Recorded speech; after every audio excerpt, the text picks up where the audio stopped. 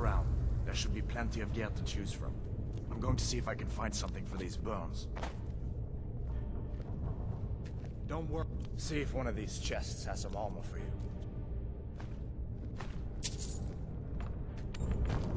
This is Skyrim. But not just any normal copy of Skyrim that you can throw into your Xbox or PS4. This is Skyrim VR. When I started researching more into virtual reality, I began to realize that we live in an age where the player of a video game no longer has to watch across the room as the buttons he presses on his or her controller make the characters on the TV screen move. In virtual reality, you aren't trapped outside of the story, you're a part of it. Your character is no longer a character, it's you. I'm getting ahead of myself though. Let's start back at the beginning. I spent the last 2 semesters at Randolph College questioning if 2 people were to play the same mission in a game, one in virtual reality and one on a traditional console, would they experience different levels of comfort? If different average levels of comfort were found for either VR or the console, my goal would optimistically be to find out how much of a difference there is. A good question to ask anyone researching a topic is, why should I care? My answer to you would be that for one, virtual reality is for the most part unmarked terrain. Were anyone able to acquire a VR machine is practically a modern-day pioneer. Secondly, huge names in the tech business such as Microsoft, Nintendo, and Sony have held the video game console business longer than anyone else in the market. Virtual reality's existence should bode well for America's open market because when something new and innovative comes along, it can spark competition between leading companies. Meanwhile, us consumers are having a heyday with lowered competing prices and new innovative technology.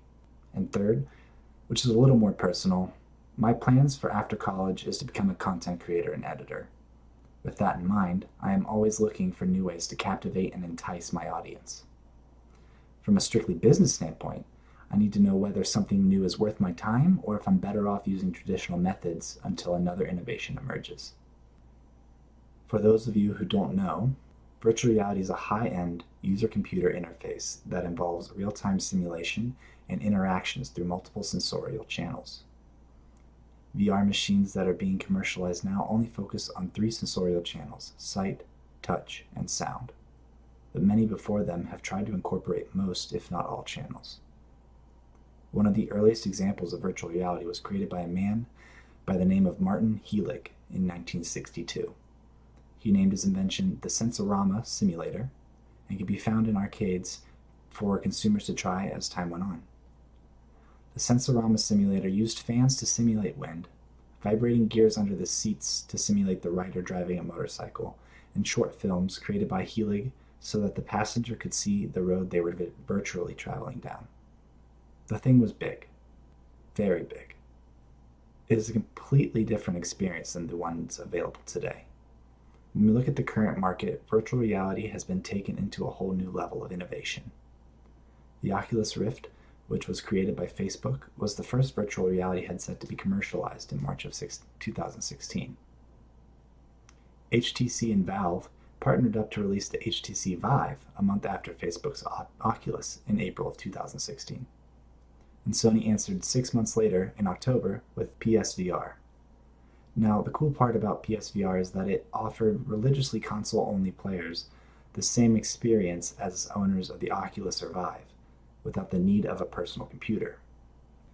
Earlier, I explained how virtual reality can be seen as an unknown frontier, and how with every frontier comes pioneers searching for answers. With my literature review, I found 3 of the most prevalent questions asked by these pioneers. These questions are: how has VR developed over the past century? What steps do VR game producers take to capture their audience? And do VR headsets transfer effects to the consumer when compared to traditional forms of media consumption? For our first prevalent question, one looks at how virtual reality has changed as time progresses to better hypothesize the changes to come. It also allows us a better understanding of the definition of VR by defining it through multiple years of research and experimentation. Our second question asks what game producers take into perspective as they create an experience that is truly unique and immersive. I say experience because virtual reality allows for exponentially more possibilities within a single level compared to other gaming formats. For example, when playing Guitar Hero on console, you're given a guitar in which you get to press down the buttons for chords and strum on a handle to play. In virtual reality, the user could find themselves having to swing their physical arm to break blocks with a lightsaber, while dodging walls barreling towards you, and also expected to stick to a beat. By changing how the game developers develop games, each player gets to experience the game completely different from the next. For our last prevalent question, when looking at media consumption within VR in comparison to traditional forms of consumption, one of the main themes surrounding consumption of media was his or her comfort doing so. One study held by D. Schaefer, C.P. Carbonera, and M.F. Corpy in 2018 was called Exploring Enjoyment of Cinematic Narratives in Virtual Reality, a comparison study. This study was used to determine if watching movies in a VR theater through a headset was comparable to watching in a traditional open-air theater. The authors of this study aimed to discover if VR allowed the viewer to produce similar feelings of identification, transportation, and enjoyment. This study is significant to my study because of the impact it has on how I will decide to measure comfort of my participants later on down the road. But for now, we have a brief knowledge of the history of virtual reality up to current times, and we have found questions researchers have asked in their own research about VR. That should be all the basic building blocks needed to build our own research question. The question that my research is trying to answer is, do video game players experience different levels of comfort when playing games within virtual reality compared to traditional console gaming? This will be known as my research question moving forward. To start answering this question, we need to build one more thing, a theoretical framework. This framework will be used to later understand how to measure comfort, which will also lead us to our answer for our research question. I will be making use of two computer-mediated communication theories. The first is called the social presence theory, developed by John Short, Adiran Williams, and Bruce Christie. Social presence theory is defined as the degree of salience of the other person in the interaction and the consequent salience of the interpersonal relationship. In layman's terms, it is the degree to which a person is perceived as a real person in mediated communication. This theory uses the terms intimacy and immediacy. Intimacy can be seen as a communication medium and can be influenced by a number of factors. Physical distance, body language such as eye contact and facial expressions, and personal topics of conversation are all factors that can affect intimacy. Immediacy is a measure of psychological distance that a communicator puts between himself and the object of his communication. My second CMC theory is the media richness theory. This theory was developed by Daff and Langley in 1984 and suggests that you can rank the richness of a communication media based on that media's characteristics. This theory holds 4 characteristics that determine communication media's richness. They are the speed of feedback, ability to communicate multiple cues, ability to present individually tailored messages, and the capability of the channel to use natural language to convey subtleties. This theory allowed me to measure the richness of a message received by a participant which was sent by either console. It also allowed me to hypothesize that VR would be a richer experience than a traditional gaming console. This is due to all 4 characteristics being directly bound to the VR wearer's body movements, making the communication intuitive and easy. Now that we have our research question and theoretical framework, we can move into selecting our participants and laying out the procedure for this research. The participants of my research were all voluntary Randolph College students. Each student was required to read and sign a formal consent form. They were then asked to fill out a pre-gaming experience survey in which I collected their gaming background information and demographic. Once the pre-survey was complete, the student was then given a room in which they would play Skyrim on either an Oculus Rift or PlayStation 4. Both the Oculus and PlayStation 4 held identical save states. The save states were set to a specific mission in Skyrim as to allow for every participant to have the same gaming experience while playing. After 15 minutes, participants would swap to whichever console they had not played on yet and complete the same mission again.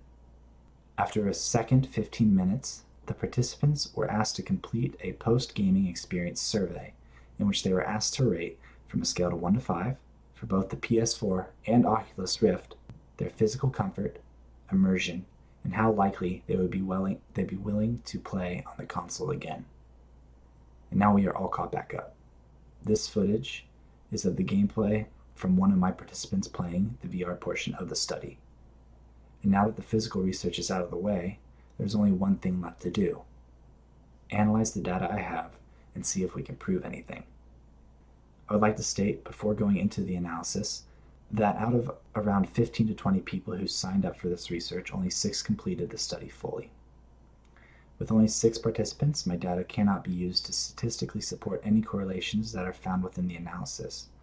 The contents of this analysis, however, can still be used in further research of this topic. My pre-gaming experience survey consisted of a thorough list of consoles as shown on the left side of the graph.